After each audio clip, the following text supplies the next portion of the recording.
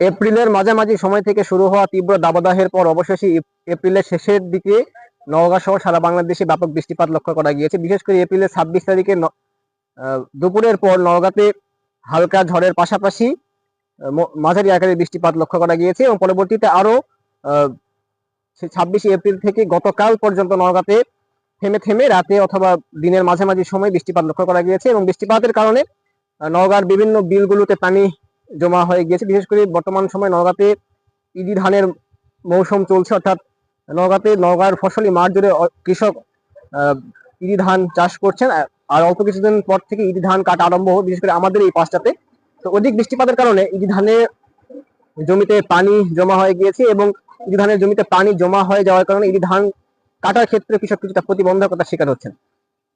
শীতের পর থেকেই, অর্থাৎ শীতের আগে থেকে নভেম্বর থেকেই নদীতে পানি কমতে শুরু করেছিল এবং নভেম্বর থেকে এখন আমি কথা বলছি মে মাসে, তো নভেম্বর থেকে এপ্রিল পর্যন্ত নদীতে খুব বেশি পানি ছিল না, কোথাও কোথাও নদীর একদম তলা বের হয়ে গিয়েছিল। কিন্তু লাস্ট কয়েকদিনের বৃষ্টিপাতের কারণে নদীতেও কিন্তু পানি বৃদ্ধি পেয়েছে। নদীতে এতটাই কম পানি ছিল যে নদী থেকে সেচ কার্য সম্পন্ন করাটাও কষ্টদায়ক হয়ে পড়েছিল কৃষকের পক্ষে। কিন্তু রিসেন্ট কয়েকদিনের বৃষ্টিপাতের কারণে নদীতে কিন্তু ব্যাপক আকারে পানি বৃদ্ধি পেয়েছে এবং নদীতে এতটাই পানি বৃদ্ধি পেয়েছে যে মোটামুটি পাড়ে পানি উঠে যাওয়ার উপক্রম।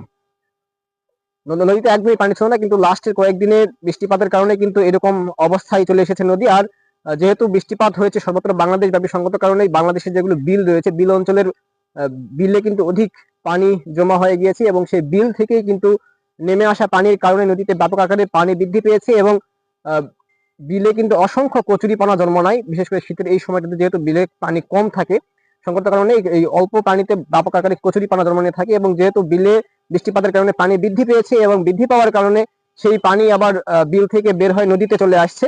সংকট কারণে বিলের জন্ম নেওয়া কচুরিপানাগুলো কিন্তু পানির সঙ্গে সঙ্গে একদম নদীতে চলে এসেছে এবং নদী দিয়েই কিন্তু কচুরিপানাগুলো প্রাণীর স্রোতের সঙ্গে সঙ্গে প্রবাহিত হচ্ছে।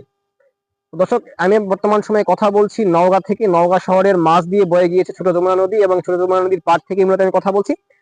ছোট যমুনা নদীতে সেই নভেম্বরের পর থেকেই কিন্তু আসলে পানি কমা আরম্ভ হয়েছিল। যেহেতু নভেম্বরের পর থেকে বৃষ্টিপাত হয় না, শীতের সময়টাতে বাংলাদেশের সমগ্র বাংলাদেশে বৃষ্টিপাত কম হয়ে থাকে। সংকট কারণে নভেম্বরের পর থেকেই কিন্তু নদীর পানি কমা আরম্ভ হয় এবং নভেম্বর থেকে এপ্রিল পর্যন্ত নদীতে খুব বেশি পানি ছিল না এবং এপ্রিলের শেষে এসে যে বৃষ্টিপাত হয়েছে সমগ্র বাংলাদেশ ব্যাপী, এই বৃষ্টিপাতের কারণে কিন্তু বিল অঞ্চলে পানি বৃদ্ধি পাওয়ার পাশাপাশি নদীতে কিন্তু অসংখ্য পানি বৃদ্ধি পেয়েছে। তো এই গোধূলি লগ্নে মূলত আমি এখান থেকে ভিডিও শেষ করছি। এই নদীর তথ্য জানানোর জন্য মূলত আজকে ভিডিওতে আসা। তো এখান থেকেই আমি আপাতত বিদায় নিচ্ছি। ভিডিও দেখার জন্য সকলকে অসংখ্য ধন্যবাদ।